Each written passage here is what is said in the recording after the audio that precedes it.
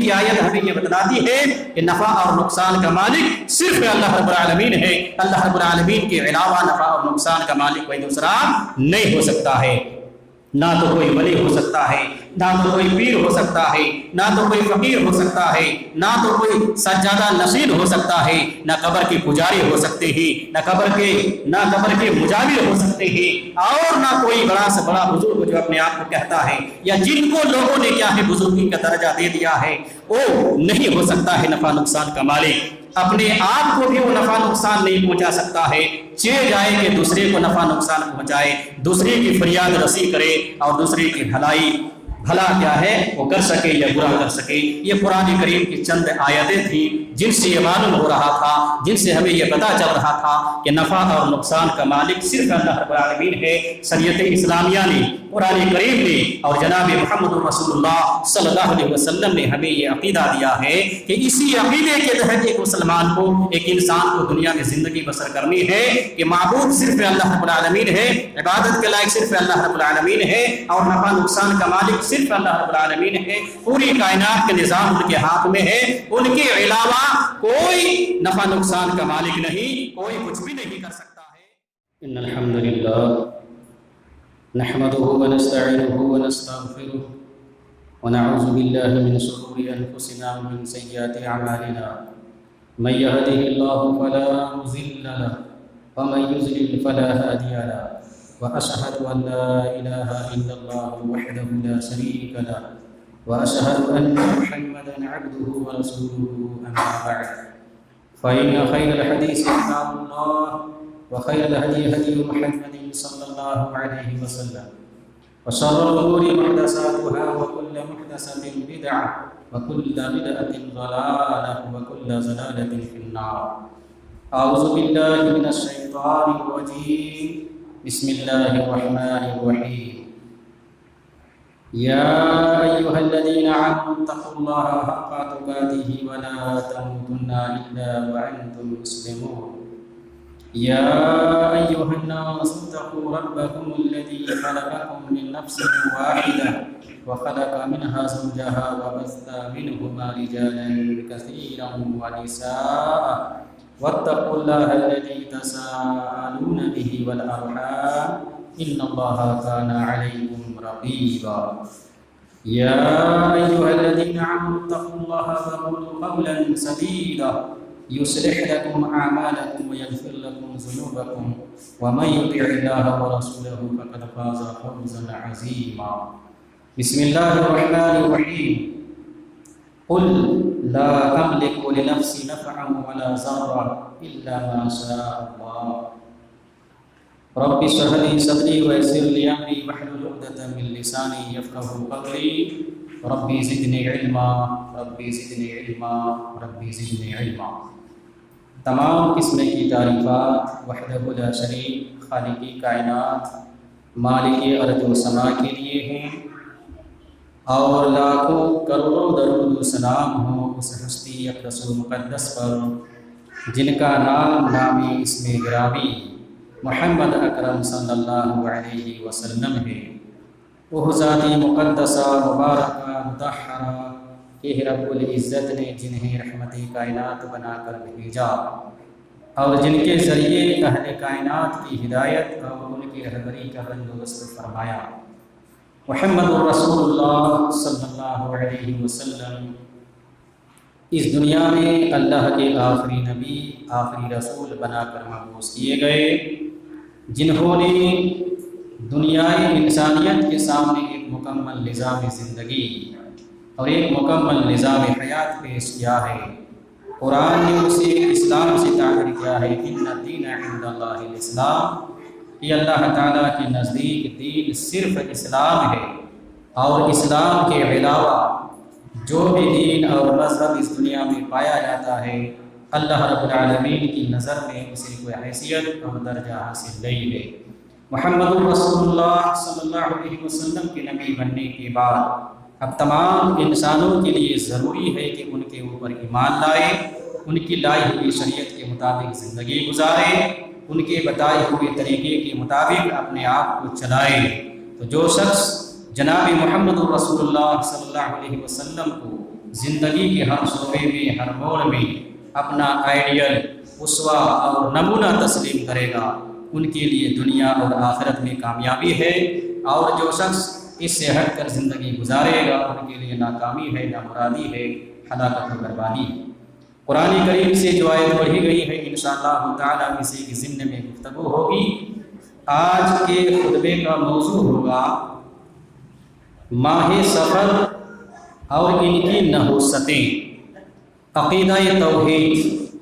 کے تعلق سے۔ چونکہ زمانہ جاہلیت میں بہت سارے لوگ سفر کے مہینے کے تعلق سے ان کا عقیدہ کچھ اور تھا۔ اس مہینے کو منحوس سمجھا کرتے تھے، کوئی بھی کام سفر کے مہینے میں شروع نہیں کرتے تھے، اس وجہ سے کہ وہ کام ان کا گڑبڑ ہو جائے گا، خراب ہو جائے گا، کامیابی نہیں ملے گی،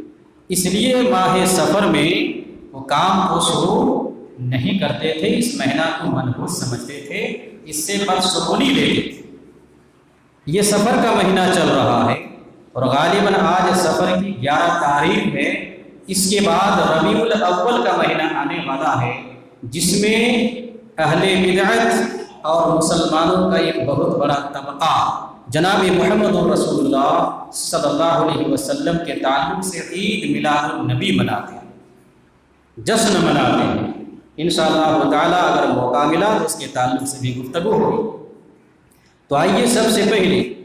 قرآن کریم کی جو آیت میں نے پڑھی ہے اس کا ترجمہ آپ کو سناتے ہیں، معنی اور مطلب اور مفہوم آپ کو بتلاتے ہیں کہ شریعت اسلامیہ نے انسانوں کو کس عقیدے کے تحت رہنے کے لیے کہا ہے، اور ایک انسان کو کیسا عقیدہ اپنانا چاہیے، نفع نقصان کا مالک کن کو سمجھنا چاہیے۔ اللہ رب العالمین بیان فرماتا ہے، قل لا املک لنفسی نفعا ولا ضرا الا ما شاء اللہ۔ اے نبی پاک صلی اللہ علیہ وسلم، آپ لوگوں کو بتلا دیجئے کہ لا املک لنفسی نفعا ولا ضرا، میں اپنے نفس کے لیے بھی، اپنی جان کے لیے بھی نفع نقصان کا مالک نہیں ہوں۔ یہ اللہ رب العالمین کہہ رہا ہے اللہ کے رسول صلی اللہ علیہ وسلم سے کہ آپ لوگوں کو بتلا دیں کہ میں اپنی جان کا بھی مالک نہیں ہوں، میں اپنی جان کو بھی نہ تو نفع پہنچا سکتا ہوں نہ نقصان پہنچا سکتا ہوں، الا ما شاء اللہ، مگر اللہ رب العالمین جو چاہے۔ اللہ رب العالمین کے اختیار میں ہے، وہ مجھ کو نفع پہنچانا چاہے تو پہنچا سکتا ہے، نقصان پہنچانا چاہے تو نقصان پہنچا سکتا ہے۔ یہ اللہ رسول صلی اللہ علیہ وسلم سے کہلوایا گیا اور فرمایا اللہ رب العالمین نے یہ بتلا دیجیے وَلَوْ عَالَمُ، اگر میں کیا ہے غیر کی چیزوں کو جانتا تو بہت ساری بھلائیوں کو میں سمیٹ لیتا اور مجھے کوئی برائی لاحق نہیں ہوتی، مجھے کوئی پریشانی لاحق نہیں ہوتی۔ تو اللہ کے رسول صلی اللہ علیہ وسلم کے تعلق سے جب یہ کہلوایا جا رہا ہے کہ اللہ کے رسول صلی اللہ علیہ وسلم خود اپنی ذات کے لیے نفع نقصان کے مالک نہیں ہیں، تو چہ جائے کہ کوئی اور دوسرا جو اپنی ذات اور دوسروں کے ذات کے لیے نفع نقصان کا مالک ہو۔ جب اللہ کے رسول صلی اللہ علیہ وسلم نفع نقصان کے مالک نہیں ہو سکتے ہیں تو پھر اللہ کے رسول کے علاوہ کون بچتا ہے؟ جن کو ہم ولی کہتے ہیں، بزرگ کہتے ہیں، جو بھی کہتے ہیں، تو نبی صلی اللہ علیہ وسلم کے بعد کن کا درجہ ہے جو وہ نفع نقصان کا مالک بن سکتا ہے یا نفع نقصان کے اختیارات ان کے ہاتھ میں ہیں؟ کوئی ایسا نہیں ہے۔ معلوم یہ ہوا کہ اللہ رب العالمین کے ہاتھ میں نفع نقصان ہے، اللہ رب العالمین نفع نقصان کا مالک ہے، اللہ رب العالمین کے علاوہ کوئی نفع نقصان کا مالک نہیں ہے۔ نہ تو کوئی آدمی اللہ رب العالمین کے بغیر کسی کو نفع پہنچا سکتا ہے نہ نقصان پہنچا سکتا ہے۔ چنانچہ اللہ رب العالمین نے دوسری جگہ پر بیان فرمایا ہے وَلَا تَدْعُ مِن دُونِ اللَّهِ مَا لَا يَنفَعُكَ وَلَا يَضُرُّكَ فَإِن فَعَلْتَ فَإِنَّكَ إِذًا مِنَ الظَّالِمِينَ۔ وَلَا تَدْعُ مِن دُونِ اللَّهِ مَا لَا يَنفَعُكَ وَلَا يَضُرُّكَ، تم اللہ رب العالمین کو چھوڑ کر کسی ایسی چیز کو نہ پکارو جو تمہیں نہ تو نفع پہنچا سکتے ہیں نہ تو نقصان پہنچا سکتے ہیں۔ فَإِنْ فَعَلْتَ، اگر آپ نے ایسا کیا تو فَإِنَّكَ إِذًا مِنَ الظَّالِمِينَ، تو آپ ظالموں میں سے ہو جائیں گے۔ اگر آپ نے ایسا کیا یعنی اللہ رب العالمین کو چھوڑ کر کسی اور کو آپ نے پکارا اور کسی اور کو آپ نے اگر نفع نقصان کا مالک سمجھا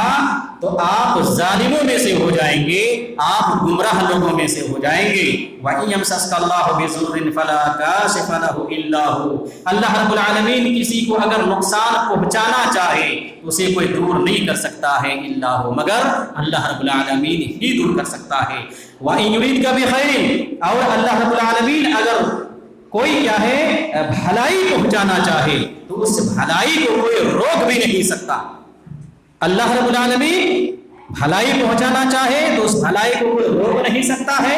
اللہ رب العالمین کو اگر نقصان پہنچانا چاہے تو اس نقصان کو بھی کوئی روک نہیں سکتا ہے۔ معلوم یہ ہوا کہ اللہ رب العالمین کے علاوہ کوئی بھی نفع اور نقصان کا مالک نہیں ہے، نفع نقصان کا مالک صرف اللہ رب العالمین ہے، ان کی اختیار میں ہے سب کچھ، وہ جس کو چاہتا ہے دولت مند بنا دیتا ہے، جس کو چاہتا ہے فقیر بنا دیتا ہے، جس کو چاہتا ہے بادشاہ بنا دیتا ہے، جس کو چاہتا ہے محکوم بنا دیتا ہے، جس کو چاہتا ہے اولاد والا بنا دیتا ہے، جس کو چاہتا ہے بے اولاد بنا دیتا ہے، جس کو چاہتا ہے بیمار کر دیتا ہے، جس کو چاہتا ہے صحت مند اور تندرستی والا بنا دیتا ہے۔ تو یہ اللہ رب العالمین کے اختیار میں ہے، اللہ رب العالمین کے علاوہ کوئی بھی نفع اور نقصان کا مالک نہیں ہے۔ قرآن کریم کی یہ آیتیں ہمیں یہی بتلاتی ہیں۔ ایک اور آیت اللہ رب العالمین بیان فرماتا ہے کہ اے نبی پاک صلی اللہ علیہ وسلم آپ ان لوگوں کو بتلا دیجیے، قل لن یصیبنا الا ما كتب اللہ لنا هو مولانا وعلى اللہ فلیتوکل المؤمنون، اے نبی پاک آپ لوگوں کو کہہ دیجیے کہ لن یصیبنا، ہمیں کچھ بھی کیا ہے نہیں ہو سکتا ہے، الا ما كتب اللہ لنا، مگر اتنا ہی جتنا اللہ رب العالمین نے ہمارے حق میں لکھ دیا ہے۔ ہمیں کوئی بھی مصیبت لاحق نہیں ہو سکتی ہے، کوئی بھی ہمیں نفع نہیں پہنچ سکتا ہے، مگر اتنا ہی جتنا اللہ رب العالمین نے ہمارے مقدر میں لکھ دیا ہے، ہوا مولانا، وہی ہمارا کارساز ہے، وعلی اللہ فلیتوکل المؤمنون، اور مومنوں کو چاہیے کہ اللہ رب العالمین پر بھروسہ رکھیں۔ قرآن کریم کی آیت ہمیں یہ بتلاتی ہے کہ نفع اور نقصان کا مالک صرف اللہ رب العالمین ہے، اللہ رب العالمین کے علاوہ نفع اور نقصان کا مالک کوئی دوسرا نہیں ہو سکتا ہے۔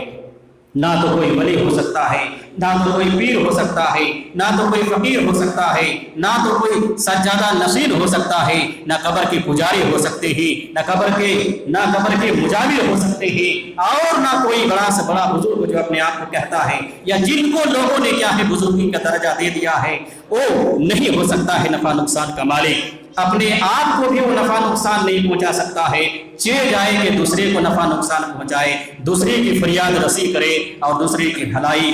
بھلا کیا ہے وہ کر سکے یا برا کر سکے۔ یہ قرآن کریم کی چند آیتیں تھیں جن سے یہ معلوم ہو رہا تھا، جن سے ہمیں یہ پتہ چل رہا تھا کہ نفع اور نقصان کا مالک صرف اللہ رب العالمین ہے۔ شریعت اسلامیہ نے، قرآن کریم نے اور جناب محمد رسول اللہ صلی اللہ علیہ وسلم نے ہمیں یہ عقیدہ دیا ہے کہ اسی عقیدے کے تحت ایک مسلمان کو، ایک انسان کو دنیا میں زندگی بسر کرنی ہے کہ معبود صرف اللہ رب العالمین ہے، عبادت کے لائق صرف اللہ رب العالمین ہے، اور نفع نقصان کا مالک صرف اللہ رب العالمین ہے۔ پوری کائنات کے نظام ان کے ہاتھ میں ہے، ان کے علاوہ کوئی نفع نقصان کا مالک نہیں، کوئی کچھ بھی نہیں کر سکتا ہے۔ ساری چیزوں کا اختیار اللہ رب العالمین کے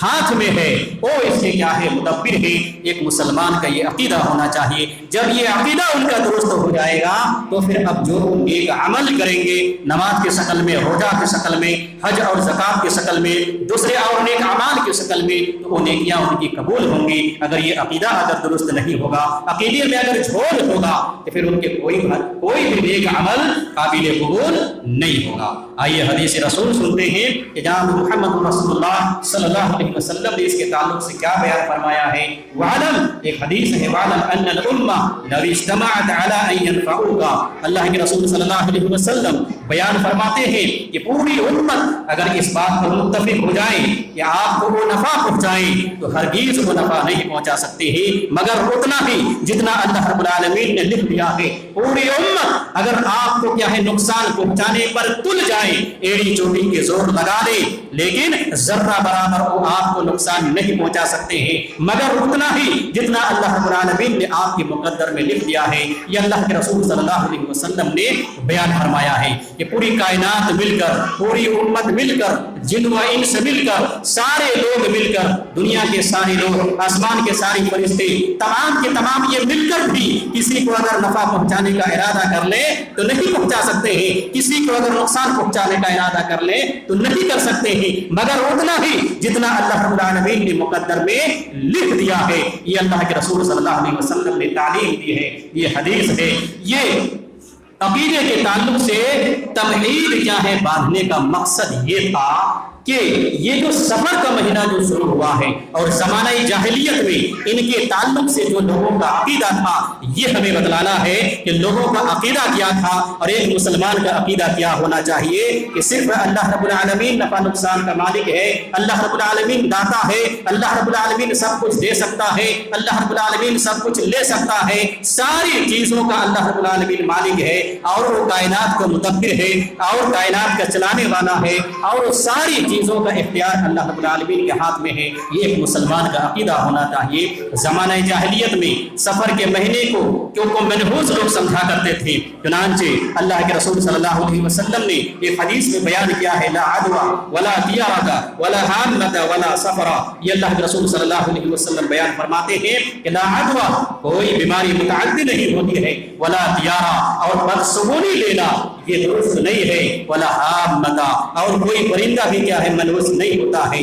ولا سفر اور سفر کا مہینہ بھی منحوس نہیں ہوتا ہے۔ یہ اللہ کے رسول صلی اللہ علیہ وسلم نے بیان فرمایا ہے لا عدوى کوئی بھی بیماری متعدی نہیں ہوتی ہے، اس کو سمجھنا ہے، کوئی بھی بیماری متعدی نہیں ہوتی ہے، خود بخود کسی کو کیا ہے کوئی بیماری لاحق ہو گئی، لوگوں کا یہ عقیدہ ہے کہ ان کے پاس اٹھو بیٹھو نہیں، ان کے پاس کیا ہے مت جاؤ وغیرہ، ورنہ ان کی بیماری تمہارے اندر بھی آ جائے گی، منتقل ہو جائے گی۔ اس کے تعلق سے اللہ کے رسول صلی اللہ علیہ وسلم نے بیان فرمایا کہ لا عدوى کوئی بھی بیماری خود بخود متعدی نہیں ہوتی ہے، کوئی بھی بیماری کسی کے پاس سے کسی دوسرے کے پاس خود بخود نہیں جا سکتی ہے، جب تک اللہ رب العالمین کی اجازت نہ ہو تب تک وہ بیماری منتقل نہیں ہو سکتی ہے۔ یہ اسلام کی تعلیم ہے، اسلام میں چھوا چھوت نہیں ہے کہ ان کو کوئی بیماری لاحق ہے کہ ان کے ساتھ اٹھنے بیٹھنے سے وہ بیماری تمہیں بھی لاحق ہو جائے گی، ایسا مسئلہ نہیں ہے۔ جب تک اللہ رب العالمین اجازت نہیں دے گا، اللہ رب العالمین کا اشارہ نہیں ہوگا، تب تک وہ بیماری کسی دوسرے میں نہیں جا سکتی ہے، منتقل نہیں ہو سکتی ہے۔ یہ اسلام کی تعلیم ہے، اس عقیدے پہ مسلمان کو رہنا چاہیے۔ لا عدوى ولا طیارۃ کوئی بھی بیماری خود بخود بذات خود متعدی نہیں ہوتی ہے، بذات خود دوسروں کیا ہے ایک سے دوسرے کے پاس نہیں جا سکتی ہے جب تک اللہ رب العالمین کی طرف سے اشارہ نہ ہو، ان کی اجازت نہ ہو۔ ولا طیارہ اور بدسگونی لینا بھی اسلام میں جائز نہیں ہے۔ بدسگونی کیا چیز ہے اس کو آپ سمجھیے۔ بدسگونی یہ ہے کہ آپ صبح سویرے نکلے، کسی غریب کے چہرے پر آپ کی نظر پڑ گئی، کسی فقیر کے چہرے پر آپ کی نظر پڑ گئی اور کسی کیا ہے تو آپ یہ سمجھنے لگے پتا نہیں صبح ہم کس کا منہ دیکھ لیے ہیں۔ بہت سارے لوگوں کا یہ عقیدہ ہے اور مسلمانوں کا بھی یہ عقیدہ ہے، تو برملا یہ کہتے ہیں کس کے چہرے کو میں نے صبح سویرے دیکھ لیا ہے، یعنی وہ یہ کہنا چاہتے ہیں آج ہماری دین بھر کی برکت ختم ہو گئی ہے، برکت اب نہیں ہوگی اور کاروبار میں ہم کو نفع نہیں ہوگا۔ یہ عقیدہ ہے بعض مسلمانوں کا بھی۔ تو اللہ کے رسول صلی اللہ علیہ وسلم کہتے ہیں ولا طیارہ کوئی بدسگونی نہیں ہے اسلام میں، نحوست نہیں ہے اسلام میں، ولا حامۃ کوئی پرندہ منحوس نہیں ہوتا ہے۔ زمانہ جاہلیت میں لوگ یہ کیا کرتے تھے جب گھر سے باہر کسی اہم کام کے لیے سفر کے لیے نکلا کرتے تھے تو اپنے پاس کیا ہے پرندے رکھا کرتے تھے، اس پرندے کو اڑاتے تھے۔ وہ پرندہ اگر دائیں جانب اڑ جاتا تھا تو یہ سمجھتے تھے کہ ہم جس کام کے لیے جا رہے ہیں اس میں ہمارے لیے کیا ہے کامیابی ہے، اس کام کے لیے نکل پڑتے تھے۔ لیکن وہی پرندہ اگر بائیں طرف اڑ جاتا تھا تو پھر کیا ہے سفر کو روک دیتے تھے، کام کرنا چھوڑ دیتے تھے اس عقیدے کے ساتھ یہ پرندہ چونکہ بائیں طرف اڑ گیا ہے تو ہمارا نقصان ہو سکتا ہے، ہمارا سفر کامیاب نہیں ہو سکتا ہے، یا جس کام کو ہم شروع کرنے کے لیے جا رہے ہیں اس میں کیا ہے ہم کو نقصان ہو سکتا ہے۔ یہ ان لوگوں کا عقیدہ تھا۔ اللہ کے رسول صلی اللہ علیہ وسلم نے یہ بیان فرمایا وَلَا هَمَّةَ، کوئی پرندہ منحوس نہیں ہوتا ہے، وَلَا سفر، اور نہ سفر کا مہینہ منحوس ہوتا ہے۔ ماہ سفر کے تعلق سے یہ کیا ہے عقیدہ تھا زمانے جاہلیت میں کہ اس مہینے میں کوئی کام اگر شروع کریں، گھر بنانا ہو، اگر شروع کر دیں گھر بنانا تو اس میں کامیابی نہیں ملے گی، نقصان ہو سکتا ہے، یا اسی طرح سے شادی بیاہ اس مہینے میں نہیں کرنا ہے چونکہ آگے چل کر یہ نقصان ہو سکتا ہے، یا اسی طرح سے کوئی اور بھی کام ہو اس مہینے میں وہ شروع نہیں کرتے تھے۔ اسی عقیدے کے تحت چونکہ یہ مہینہ منحوس ہے اور اس میں ہم کو نقصان ہو سکتا ہے، تو اس کے تعلق سے اللہ کے رسول صلی اللہ علیہ وسلم نے بیان فرمایا کوئی سفر کا مہینہ منحوس نہیں ہوتا ہے۔ سال کے 12 مہینے ہیں، ان میں سے کوئی بھی مہینہ منحوس نہیں ہے، کوئی بھی مہینہ بذات خود نہ تو نفع پہنچا سکتا ہے نہ نقصان پہنچا سکتا ہے۔ نفع اور نقصان کا مالک صرف اللہ رب العالمین ہے، ان کے علاوہ کوئی اور نہیں ہے۔ یہ اسلام کی تعلیم ہے، یہ جناب محمد رسول اللہ کی تعلیم ہے، یہ اللہ رب العالمین کی تعلیم ہے، یہ قرآن کی تعلیم ہے، یہ حدیث کی تعلیم ہے۔ اس عقیدے کے تحت ایک انسان کو، ایک مسلمان کو دنیا میں زندگی بسر کرنی چاہیے۔ ایک اور حدیث اللہ کے رسول صلی اللہ علیہ وسلم بیان فرماتے ہیں من ردت ہدیہ عن حاجتہ فقد اشرکا، جن کو کیا ہے بدشگونی روک دے کسی کام کو کرنے سے فقد اشرکا، گویا کہ اس نے شرک کا کام کیا۔ بدشگونی کسی کو کوئی کام کرنے سے روک دی،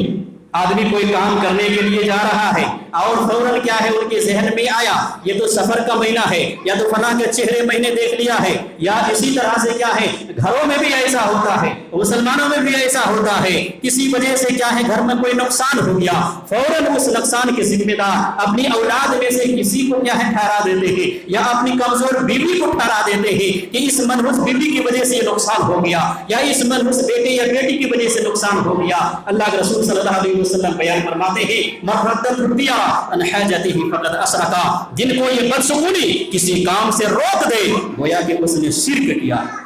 یہ شرک ہے، انسان کو اسے رک جانا چاہیے، یہ عقیدہ ان کو رکھنا چاہیے۔ نفع پہنچے تب بھی، نقصان پہنچے تب بھی، کہ نفع اللہ رب العالمین نے ہمارے مقدر میں لکھا تھا اس لیے ہمیں یہ نفع ملا ہے، اور نقصان اللہ رب العالمین نے ہمارے مقدر میں لکھا تھا اس لیے کیا ہے ہمیں یہ نقصان ہوا ہے۔ نہ تو ہماری بیوی کی وجہ سے ہمیں یہ نقصان ہوا ہے، نہ تو ہماری اولاد میں سے کسی کی وجہ سے نقصان ہوا ہے، نہ تو ماہ سفر کی نحوست کی وجہ سے یہ نقصان ہوا ہے، یا کسی پرندے کے آنے اور جانے کی وجہ سے یہ نقصان ہوا ہے، نہ تو کسی کے چہرے کو دیکھنے کی وجہ سے یہ نقصان ہوا ہے۔ یہ عقیدہ ہونا چاہیے ایک مسلمان کا، ایک انسان کا، اللہ پر ایمان رکھنے والے کا، کہ نفع نقصان کا مالک صرف اللہ رب العالمین ہے، اللہ کے علاوہ کوئی نفع نقصان کا مالک نہیں ہے، بلکہ ایسا سمجھنے والا مشرک ہو جاتا ہے، اور اسی عقیدے میں اگر وہ مرتا ہے تو کافر ہو کر مرے گا، مشرک ہو کر مرے گا۔ اس لیے عقیدے کو مسلمانوں کو درست کرنا بہت ضروری ہے، اس کے بعد یہ عمل ہے۔ اور آئیے اللہ کے رسول صلی اللہ علیہ وسلم زمانہ جاہلیت کے کاموں کے تعلق سے کیا ہے عقیدے کے تعلق سے بیان فرماتے ہیں اربع فی امتی من امر الجاہلیہ، میری امت میں 4 چیزیں ایسی ہوں گی کہ میری امت کے لوگ اسے چھوڑنے کے لیے تیار نہیں ہوں گے۔ ان میں سے ایک چیز اللہ کے رسول بیان فرماتے ہیں ہماری امت حسب نسب میں کیا ہے فخر کرے گی،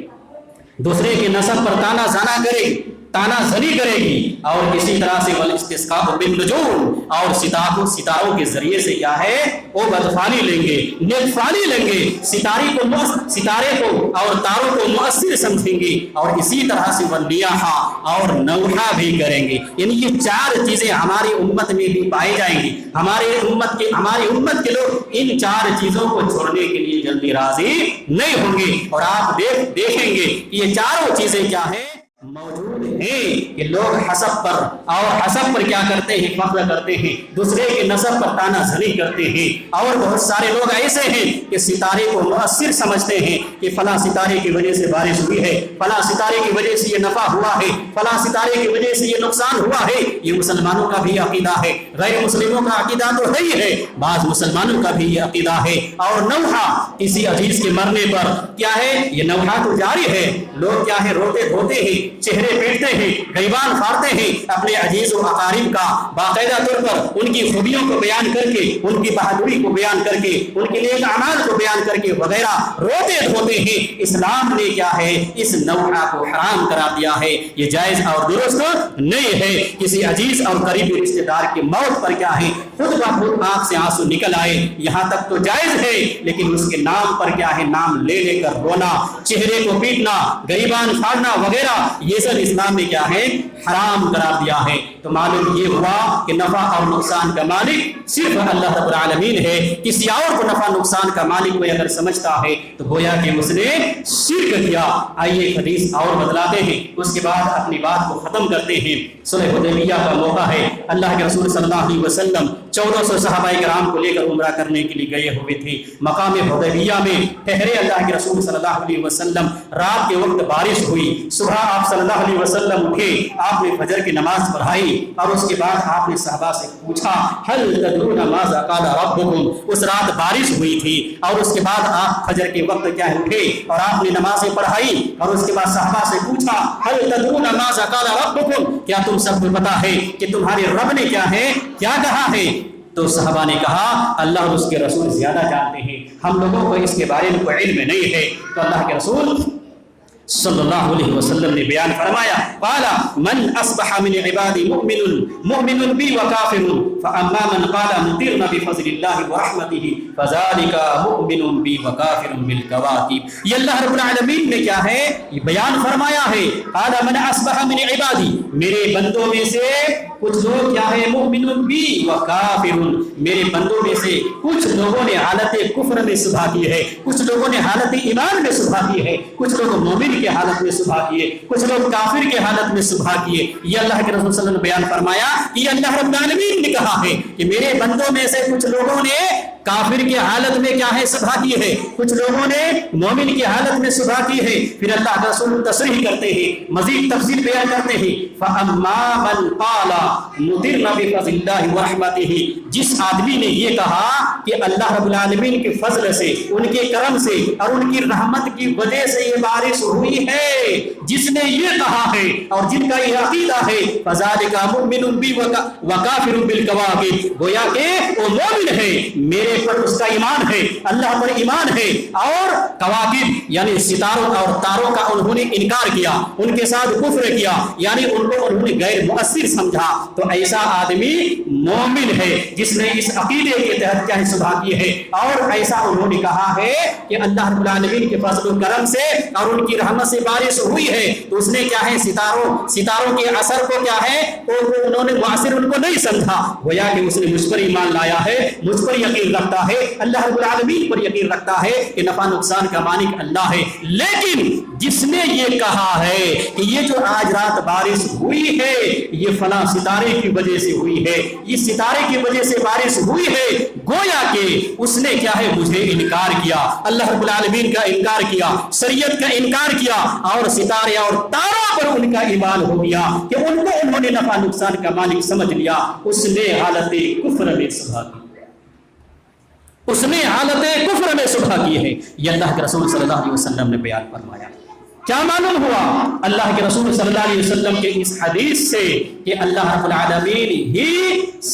ساری چیزوں کا مالک ہے، ساری چیزوں کا مؤثر ہے، اللہ رب العالمین کے علاوہ کوئی نفع نقصان کا مالک نہیں ہے۔ نہ تو چاند، نہ تو سورج، نہ تو ستارے بارش برسا سکتے ہیں، نہ تو نفع پہنچا سکتے ہیں، نہ تو نقصان پہنچا سکتے ہیں، نہ تو مخلوقات میں سے کوئی پیر، کوئی ولی، کوئی فقیر، کوئی سجدہ نشین، کوئی قبر کا پجاری، کوئی کوئی قبر کا مجاور نہ تو نفع پہنچا سکتے ہیں نہ تو نقصان پہنچا سکتے ہیں۔ جس نے یہ عقیدہ رکھا اس نے گویا کہ شرک کا کام کیا، اس نے اللہ کے ساتھ شرک کیا اور اللہ کے ساتھ کفر کیا اور دوسرے کے ساتھ کیا ہے ان کا ایمان وابستہ ہو گیا۔ ایسا آدمی اسی عقیدے کے تحت اگر مرتا ہے تو حالت کفر میں مرے گا، حالت شرک میں مرے گا، پھر وہ ہمیشہ کے لیے جہنمی بن جائے گا۔ خلاصہ کلام یہ ہے کہ ایک مسلمان کا عقیدہ یہ ہونا چاہیے کہ نفع نقصان کا مالک صرف اللہ رب العالمین ہے، ان کے اختیار میں سب کچھ ہے، ان کے علاوہ کوئی نہ تو نفع پہنچا سکتا ہے نہ نقصان پہنچا سکتا ہے، کوئی بھی نہیں۔ جناب محمد الرسول اللہ بھی اپنے آپ کو نفع نقصان نہیں پہنچا سکتے، دوسروں کو نہیں پہنچا سکتے، تو نبی کے بعد کن کا درجہ مخلوقات میں سے باقی رہ جاتا ہے جو دوسروں کی فریاد رسی کر سکے، دوسروں کو نفع پہنچا سکے، دوسروں کو نقصان پہنچا سکے؟ کون باقی رہ جاتا ہے؟ نہ تو مخلوقات میں سے کوئی، نہ تو چاند، نہ تو سورج، نہ تو ستارے، نہ تو کوئی اور، نہ تو ماہ سفر، نہ تو کوئی اور مہینہ۔ خلاصہ کلام یہ نکلا کہ شریعت اسلامیہ میں کوئی چیز منحوس نہیں ہے، نہ تو مائع سفر منحوس ہے، نہ کوئی پرندہ کیا ہے منحوس ہے، نہ تو کیا ہے بدسکونی لینا یہ درست ہے، اور نہ کوئی بیماری کیا ہے متعدی ہوتی ہے۔ نفع اور نقصان کا مالک صرف اللہ رب العالمین ہے۔ یہ ہمیں اور آپ کو عقیدہ رکھنا چاہیے اور اسی عقیدے کے تحت جمع رہنا چاہیے، پھر نیک اعمال کرنا چاہیے، اللہ رب العالمین سے دعائیں کرنی چاہیے کہ اللہ رب العالمین تو ہم سب کو عقیدہ توحید پر جمع رہنے کی توفیق عنایت فرما اور اسی کے مطابق نیک اعمال کرنے کی توفیق عنایت فرما، اور باقی جتنی بھی بد عقیدگیاں ہیں، شرک ہو، غلاظتیں ہو، کفر ہو، بدعت ہو، کوئی اور ہو، ان سب سے اللہ رب العالمین تو ہم سب کو محفوظ کر لے۔ اللہ رب العالمین سے دعا ہے کہ اللہ تعالی ہم تمام مسلمانوں کو صحیح معنوں میں قرآن و احادیث کو سمجھنے اور ان پر عمل کرنے کی توفیق عنایت فرما۔ اے اللہ ہم سب گنہگار ہیں تو ہم سب کے گناہوں کو بخش دے، معاف کر دے۔ جو لوگ حالت ایمان میں دنیا سے جا چکے ہیں اللہ رب العالمین تو ان کی مغفرت عطا فرما۔ جہاں کہیں بھی مسلمان پریشان حال ہے اللہ رب العالمین تو ان کی پریشانی کو دور عطا فرما۔ اللہ رب العالمین ہم سب گنہگار ہیں تو ہم سب کے گناہوں کو بخش دے، معاف کر دے۔ ربنا ظلمنا انفسنا وان لم تغفر لنا وترحمنا لنكونن من الخاسرين ربنا آتنا في الدنيا حسنة وفي الآخرة حسنة وقنا عذاب النار وآخر دعوانا ان الحمد لله۔